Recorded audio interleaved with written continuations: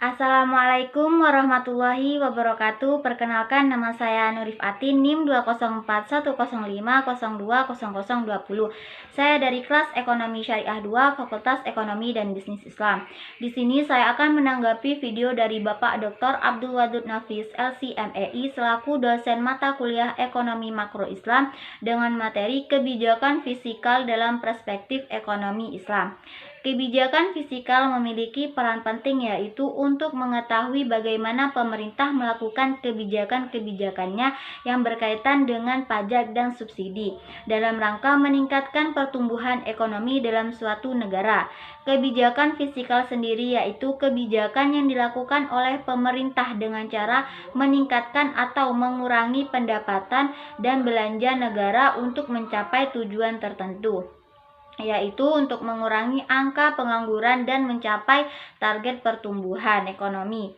Selanjutnya, tujuan dari kebijakan fiskal yaitu yang pertama, pertumbuhan ekonomi, mencapai stabilitas ekonomi. Yang kedua, memacu dan mendorong terjadinya pertumbuhan ekonomi. Yang ketiga, memperluas dan menciptakan lapangan kerja. Yang keempat, menciptakan terwujudnya keadilan sosial bagi masyarakat.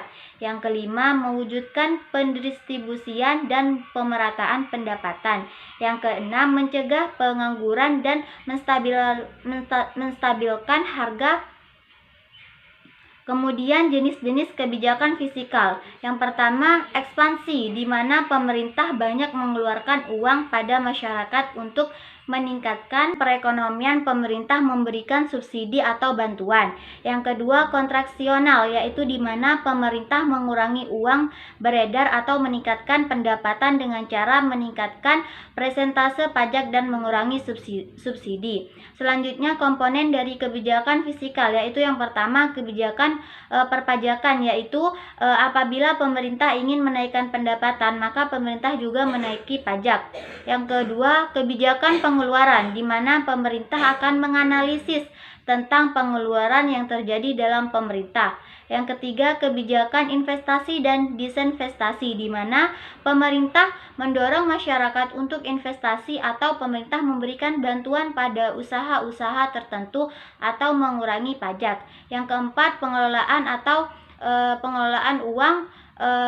pengelolaan utang atau surplus. Selanjutnya, instrumen kebijakan fiskal, yaitu yang pertama, anggaran belanja seimbang.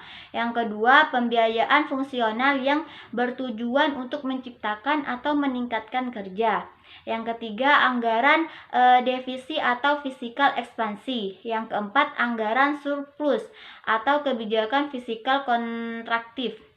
Yang kelima, stabilitas anggaran otomatis. Yang keenam, pengolahan anggaran. Selanjutnya, fungsi kebijakan fiskal, yaitu yang pertama, mengoptimalkan pengangguran sumber daya alam dan sumber daya manusia.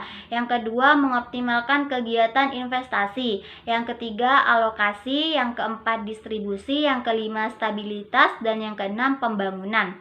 Selanjutnya, ciri-ciri kebijakan fiskal ekonomi Islam, yaitu yang pertama, pengeluaran negara dilakukan sesuai pendapatan sehingga jarang terjadi defisit anggaran. Yang kedua, sistem produk proporsional pajak dalam ekonomi Islam dibebankan berdasarkan tingkat produktivitas. Yang ketiga, perhitungan zakat berdasarkan hasil keuntungan bukan pada jumlah barang. Selanjutnya, fungsi kebijakan fiskal, yaitu yang pertama, memelihara terhadap hukum, keadilan dan pertahanan. Yang kedua, perumusan dan pelaksanaan terhadap ekonomi. Yang ketiga, manajemen kekayaan pemerintah. Yang keempat, intervensi ekonomi oleh pemerintah jika diperlukan. Selanjutnya, instrumen kebijakan fiskal dalam ekonomi. Yang pertama, jizyah, yaitu pajak kepada non-muslim yang tinggal di negara Islam. Yang kedua, ghanimah, yaitu harta rampasan atau perang. Yang ketiga, fa'il, harta dari daerah. Yang keempat, zakat. Yang keenam, horoj, pajak tanah yang dimiliki umat Islam namun dikelola oleh non-muslim. Yang keenam, nawaib, yaitu pajak yang jumlahnya cukup besar yang dibebankan kepada kaum muslim dalam rangka menutupi pengeluaran negara selama masa darurat yang pernah terjadi dalam negaranya. Yang ketujuh, amwal faniyah, yaitu harta benda kaum muslim yang meninggal tanpa ahli waris atau berasal dari barang seorang muslim yang meninggalkan negerinya. Baik, itu saja yang bisa saya sampaikan. Kurang lebihnya mohon maaf. Wassalamualaikum warahmatullahi wabarakatuh.